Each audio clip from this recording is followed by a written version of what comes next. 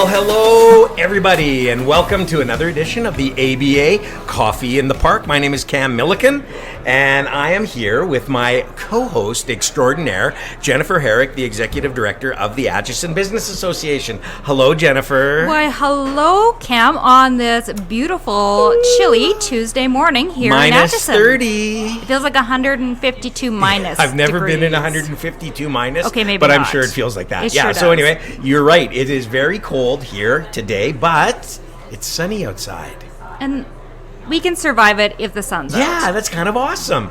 So this is your typical quintessential Alberta winter day. Sun is shining. We're inside. It's kind of cool. We've got one more day of cold weather. That's so right. they say. And then it's apparently it's going into the pluses. I know. That's kind of cool. Well, Maybe not. I don't know. Anyway, see. you know what? A little warmth would be nice. Anyway, we want to let everybody know that... Oh, before we do that, Jennifer, tell us about some very important people. well, we'd like to thank our gold corporate sponsors, which include the MyShack Group of Companies, Genix, Parkland County, and Bow Valley Credit Union. That's right. Without them, we would not be able to do what we are doing today. So thank you very much. And we want to let everybody know that we are coming to you from the Wall Coffee Roasters in the heart of beautiful downtown Atchison. That's right. And so if you hear some noises in the background, people talking, machines whirring, kids screaming, it's because we are live right here at the Wall Coffee Roaster. Let's go!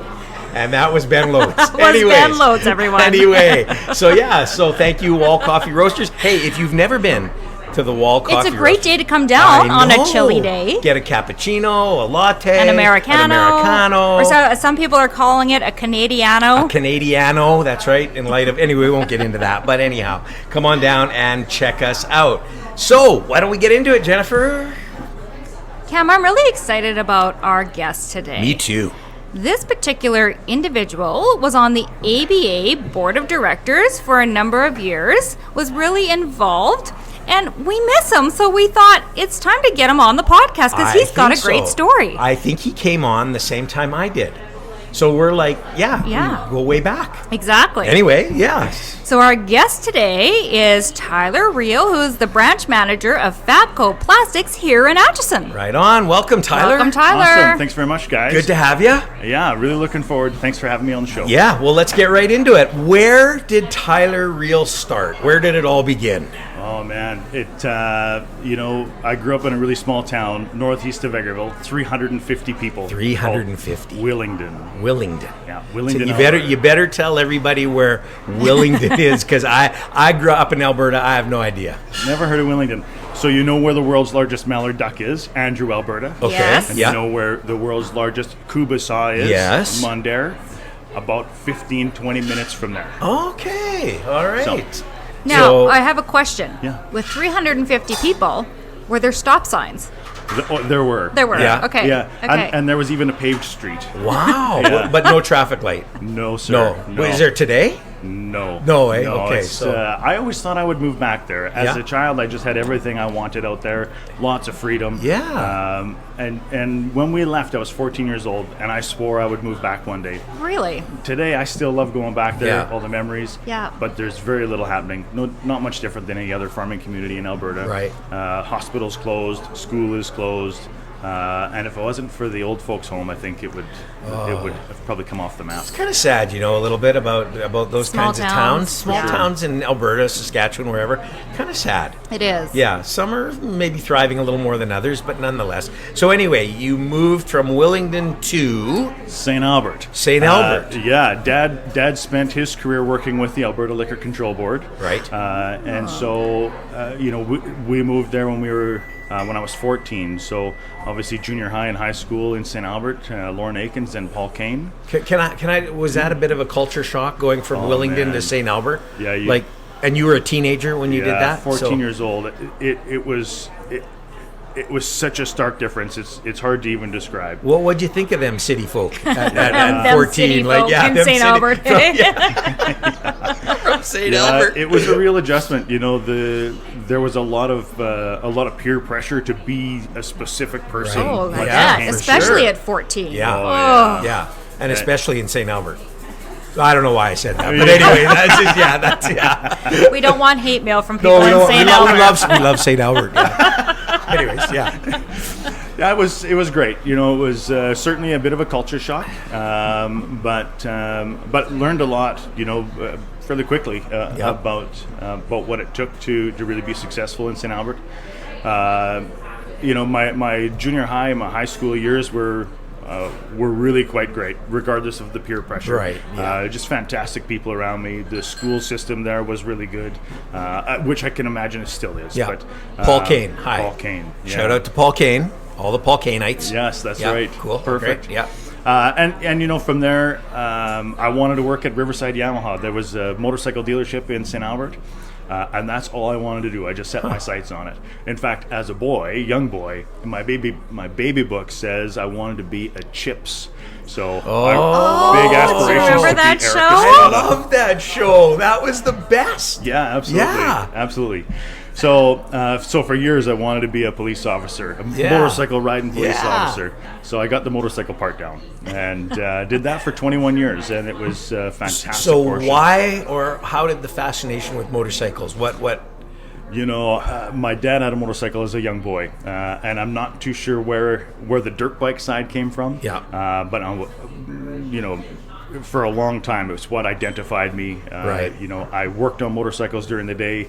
I worked on my own personal motorcycles at night, and I raced my motorcycles on the weekends. So it was that's all I did for a number of years. So racing, tell us about tell us what about was that. Yeah, what was that? You know, I started Track off racing or I started off racing in the bush. So these cross country races really developed into some larger races. Went to a big race in the United States. There was 500 motorcycles that entered into that race. You can't even imagine it. Wow! Did you have like a whole team, like a pit crew and all that kind of stuff? You know, there was only 5 of us that came down from Canada. Really? Yeah. So it was really an interesting experience. Yeah. You know, especially for a 19-year-old young guy. Yeah. You know. And how'd you do? Not very good. But it's the experience that counts, right? Absolutely. Absolutely. Yeah. Yeah.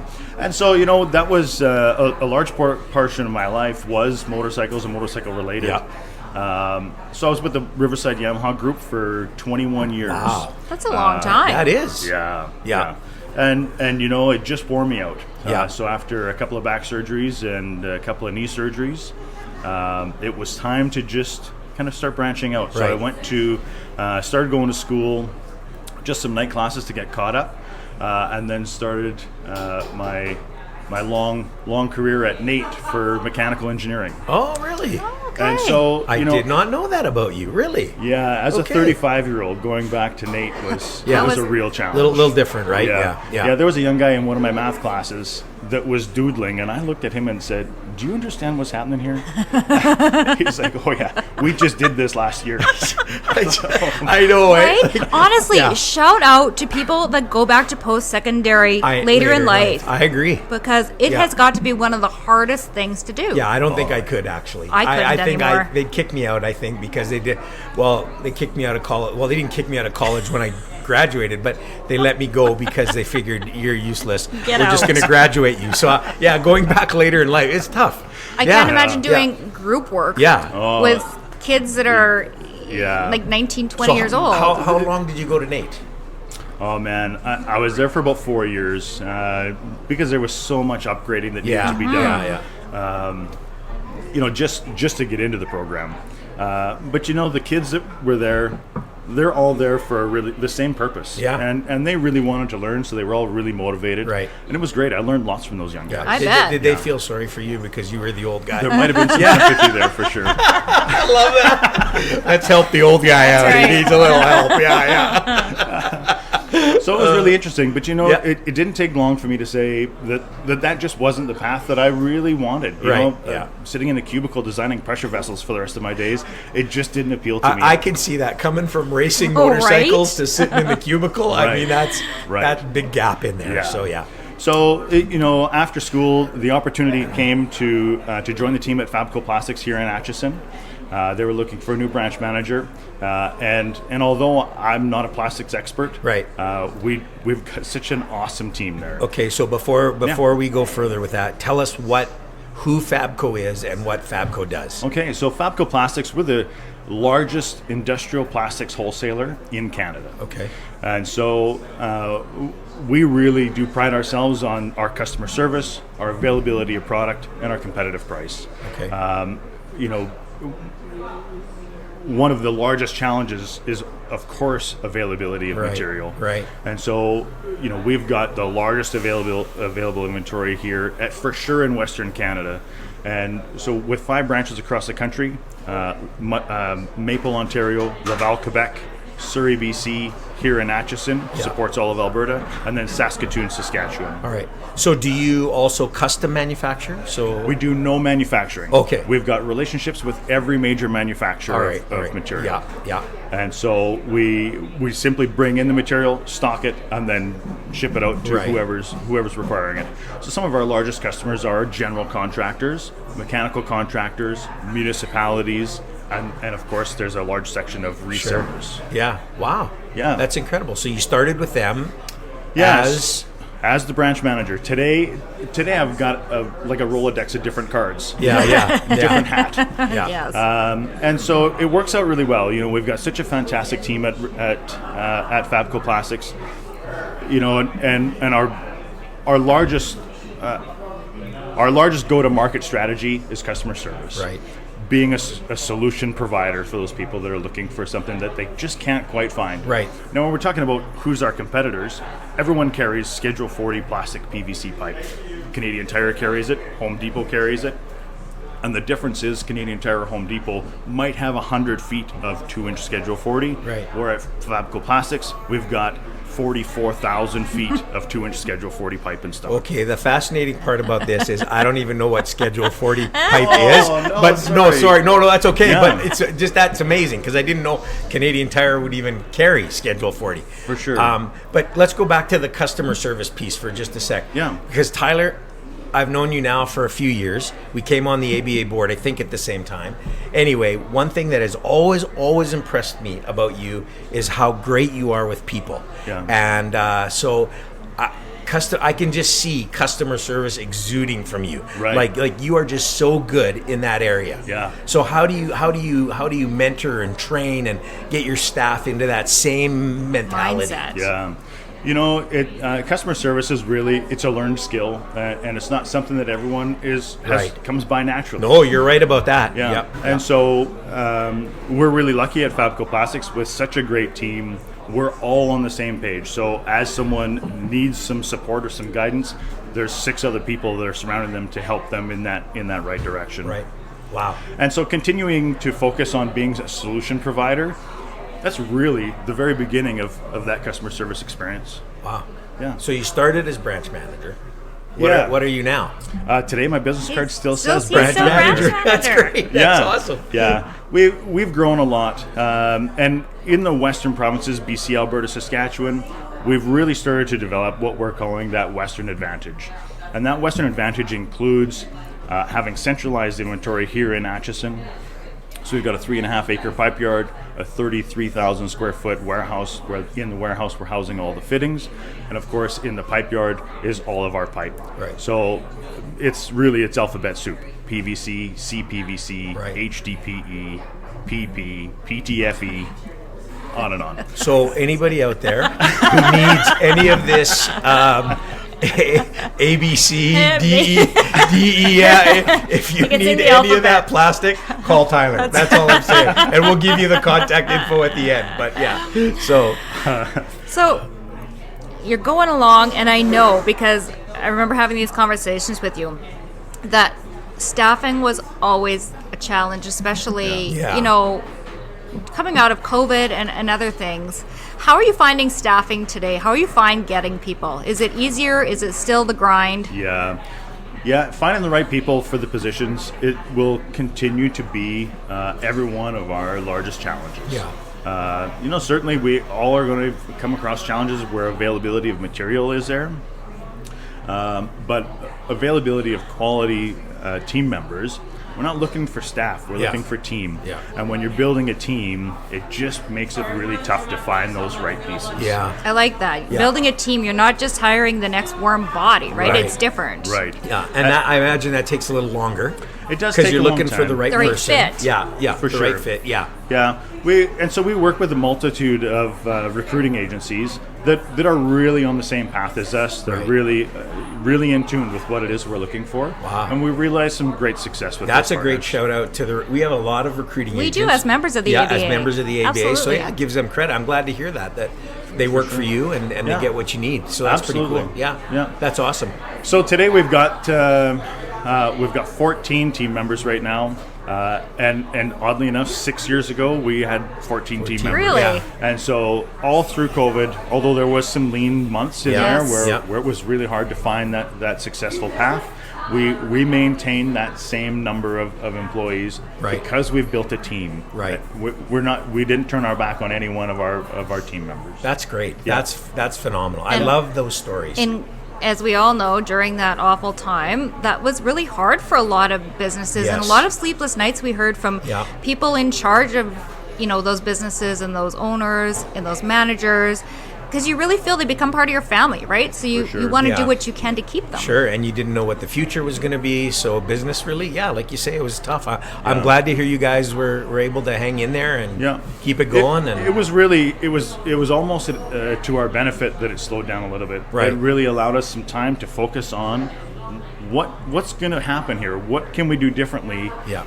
What have we done to get here, and what can we do differently to see benefit and growth in the years coming? Right. And so it was a good time to strategize and really develop our next steps. Wow, that's fantastic. Using that time to, like you say, strategize. Fantastic. Yeah. Great business sense Success there. is about 95% of strategy. Yeah, exactly. Yeah. And 5% of that's got to be implementation. Yeah. And it takes the right team. And once you've got the right team, all of those strategies become so much easier. Absolutely. Yeah. So your life is going along and business is good, life is good, Always good. always good. No bad Always good. weekends. No No bad bad weekends. weekends. But there was a point where there was a bad weekend. Yeah. So I know this is a sensitive topic, Tyler, Yeah. and we'll only ask you to share what you're comfortable sharing. But I know it greatly impacted your life and your significant other's life. Certainly. Just coming up to 1 year ago, on March 1st last year, we were driving back from Westlock.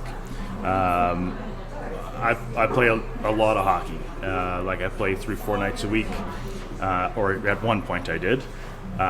Racing back into the city to get to a hockey game on a 2-lane highway just outside of Morinville. Right. 9 o'clock at night, right in there. So it's nighttime, perfectly crystal clear night, and an oncoming pickup truck just changed lanes and a head-on collision, about 105 kilometers an hour. Like right in front of you. You had nowhere to go. No Nowhere to time go. to react. Nowhere to go. No, not. And how fast were you going? About 105 kilometers And how an fast hour. was he going? Do you think same or faster? So after the collision investigation, they figured that there was about a net 100-kilometer-an-hour impact. Wow. And so they figured that I had slammed on the brakes and slowed down to Yeah. about that 80-kilometer range, and the oncoming vehicle had also slammed on their brakes and was doing about 40 kilometers an hour. So you hit each, you Collided. collide. Yeah. And what happens to you? And So, for me, the advantage was I don't remember anything. I was driving on the highway and I woke up in the ambulance. Wow. The downside for my significant other, Yeah. she remembers the entire thing. Which so she remembers, you don't. Yeah, and so But you both obviously ended up in the hospital. absolutely. So I Yeah. didn't get to see her for about 6 hours, and finally I just was laying in my hospital bed. Said, "Where is Dawn?" Yeah. So they told me she was just in the room next to me, oddly enough. So Mom and Dad were there. I was able to get out of the bed and go and see Dawn. And I'll tell you, there's just nothing that I've been through that's been that emotional. Yeah. So She was awake. yeah, she's awake. Unfortunately, she'd broken her back in a couple of spots, broken hand and fingers, and significant injuries. and there's a lot of negative things that we can really focus on, but to Dawn's credit, she's such a positive influence, right? And continued to focus on how lucky are we, and it's that's the one thing that I truly love about Dawn is her positive outlook, right? Just really kept us on the right track. Yeah, I can't imagine that 6 hours where you didn't see each other and wondering, how is she? What's happened? And her the same for you. Well, of course. And I just can't imagine that 6 hours. Must have been. Yeah, it was certainly. I wish it was a little bit different. Yeah. But the one thing I can tell you about that is there was a lot happening. Yeah. I mean, the medical staff. We were at the Royal Alec. Okay. Yeah. Were we at the Royal Alec? God, I can't even remember where we were. Yeah. No, I'm sorry. We were at the University Hospital. University, okay. And the University Hospital staff were so good. Right. It was just one test after another, and they were picking us up, moving us around. I mean, I know this now after talking to Dawn about her experience there. For me, it was... They were just so focused on our recovery, on making sure that we were okay. So tell us, just for... And it'll lead into some other stuff, but tell us what happened. Like, what were the injuries? So for me, I got really lucky because the airbags were both on my side, so I was kind of surrounded. I'd lost a bunch of skin on my forehead from those airbags, but luckily, I escaped with fairly minor injuries. I tore my PCL in my left knee, which... the doctor said, "Hey, Conor McDavid tore his PCL in surgery." So something in common. Something in common. And so for me, it was quite severe concussion. Of course, doing 100 kilometers an hour to zero is significant. But the majority of the injuries were to Dawn, and so she's still struggling today to realize recovery. Both avid golfers, both hockey players.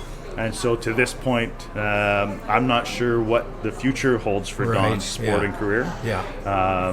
But with the amount of broken bones she's got in her hand, it'll be a bit of a longer recovery. But the good news is we're still here to talk about it today. Yeah, fantastic. Yeah. And so you're back playing hockey. I'm back skating. I call it playing hockey. People that watch it, I don't know what they call it. Doesn't matter. You're skating. That's all that matters is you're skating. For sure. Yeah, for and sure. then you told us today you're playing pickleball. So just started contact sport right there. Oh, yeah. So we just played. The second time I played was this weekend. On Saturday night. Right. And for a non-contact sport, should be low impact. At 49 years old, I really felt it. Yeah, for sure. So are you? And I know we've talked about this. I mean, after that, how did you continue on trying to work? Being the branch manager, everybody kind of looking to you, dealing with your own injuries, but then dealing with Dawn as well. Right. Yeah. We're really lucky with support of our families. Right. And so, my mom and dad are there to help whenever needed.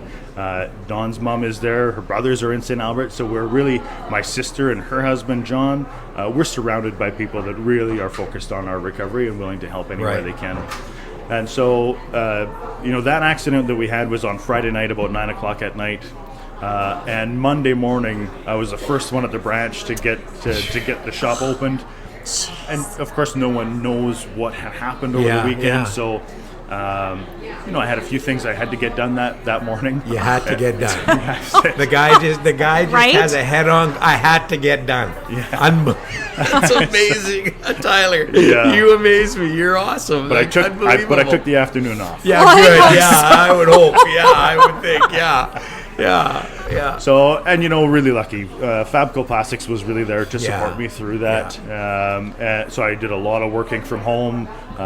Zoom, thankfully, we'd all learned how to Zoom through the pandemic. So there was a lot of really good things. I can't say enough good things about Fabco Plastics and how they supported me through it. Yeah.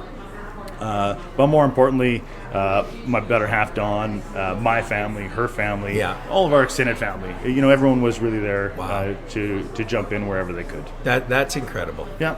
Really lucky. It's almost unfathomable, right? So coming out of that, and this is what, again, I love about you, and it amazes me, is your positive outlook. Mm-hmm. I've never heard you be down or You just have a great positive outlook.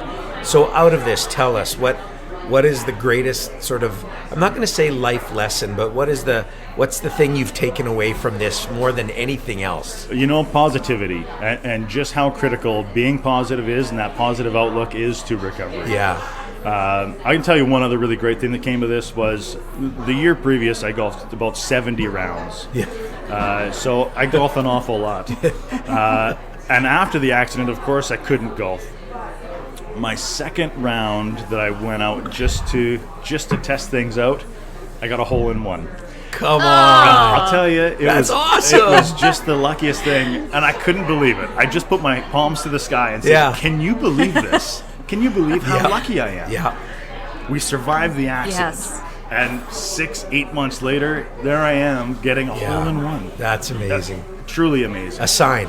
Absolutely. And so I'm going to say this. Last year you were at the ABA golf tournament, and Jennifer and I were motoring around, and we came around the corner to your hole, and I remember seeing you, and for a moment there was just this, just seeing you, and sorry, I know this again, but just seeing you, there was this moment of amazing thankfulness in my heart that my friend was standing there playing golf. It's amazing, isn't it? Because it could have been a very different story. Yeah. Yeah. So, Really appreciate that, Cam. And that's really how most of my days went. Yeah. It seemed like everything that happened, I thought, how lucky am I? Yeah. Yes. Yeah. Wow. Well, time again has We're flown. almost done. We're almost done. Way. I Almost, know. but See, I told you. We're not quite done. One final question. Yeah. What is the best piece of advice you've been given, either personally or professionally, that you carry with you to this day? I'll tell it to you right now with no thought. At one point, I was just a bumpy patch. And I say this all the time, that the road to success is rarely smooth. Yeah. But the one saying that I cling to all the time, you cannot change the direction of the wind, but you can adjust your sails. Right. So no matter how bumpy the road is, what can you do differently? Yeah. It always comes back to a choice. Yeah. Make a better choice, and it will impact your life positively. That's just fantastic. I've never heard it put that way, and I don't ever want to forget that, because that is absolutely fantastic. Yeah. And I know there's people listening today that have gone through some pretty tough times. Certainly. And I think that advice right there is extraordinary, because whether we're business people, whatever we're doing, you don't know what the future holds. You don't know what life's going to bring. You don't know what life's going to bring. You don't know where it's going to take us. And so I think that's just incredible advice. And in business, sometimes business people, we tend to be a little tougher on the exterior. Yeah. We don't want to tell people we're going through a difficult time. Right. And I think that's why I appreciate your willingness and vulnerability even to share the story of the accident and what you felt. And again, I don't think I've ever met a more positive person agreed. coming out of something like this. Yeah. And that's an inspiration. Yeah, really appreciate that, Cam. There is so much value in a positive outlook. Yeah. And it just can't be overstated. No. Yeah. So you need to tell us, Fabco, if people are interested about you and your product, where do they go? So Fabco Plastics, we are located here in Atchison. In Atchison, Business Park. not far from beautiful downtown Atchison, a suburb. They're in a suburb of beautiful That's downtown right. Atchison. Yeah. Yeah, so our website, www.fabcoplastics.com. We've just launched a new website, so lots of good information on there. Yep. We're really focused on wastewater treatment. So pipe fittings, valves, tanks, pumps. If you can get it in cast iron, we can get it in plastic. Okay. Wow. Okay. Another thing You I did learned not things know. today. So we're talking to people who need more than 6 feet at the Canadian Tire. That's right. You head over to Fabco and get it there. So that's cool. Yeah. Really awesome. Guys, I really do appreciate having me on the show today. It's been really interesting. My very first podcast. Oh, So thanks very right much on. for the introduction. Well, thanks for being a guest. Yeah, thanks for taking the time to do it. And sharing your story. Sharing your story. We really appreciate it. Thank you. Awesome. Thanks, very much, Tyler. guys. podcast. He is always positive. I like being around Tyler. He always makes you feel good, and he's just a great guy. No matter what you're going through. Yeah, so that's cool. Hey, anything we need to announce that's happening? Anything special? Well, we've got a special edition, Coffee in the Park, That's coming right, up on that's Monday, right. February 24th, where we're talking all things tariff. That's right. Lots of news with the tariffs There sure and the is. trade and all that kind of stuff. So we thought we'd bring in somebody to talk to businesses about tariff and trade. We also have our annual general meeting coming up. That's right, the AGM, which That's I'm right. really excited about. Stay tuned because we've got a really exciting keynote speaker. Oh man, I know we can't say it right now, but I am so excited about this Me one. too. It's awesome. So hey everybody, thanks for listening. Really appreciate it. Make sure you tell your friends, tell your neighbors, tell your business associates. If you don't have any friends, make one so you can tell them about ABA Coffee in the Park wherever you get your podcasts, or at www.atchisonbusiness.com. And we hope you like this edition. And you should subscribe. I can't. You can't even say subscribe. it. I can't say Subscribe, subscribe. because then you won't miss an episode. That's right. You'll just So be notified. All you got to do is hit subscribe. It's really on wherever easy. you listen. It's free. And then you'll get the notification that the new one's there. That's right. Awesome. But thank you everybody for listening. Thanks, everyone. See you next week. See you later.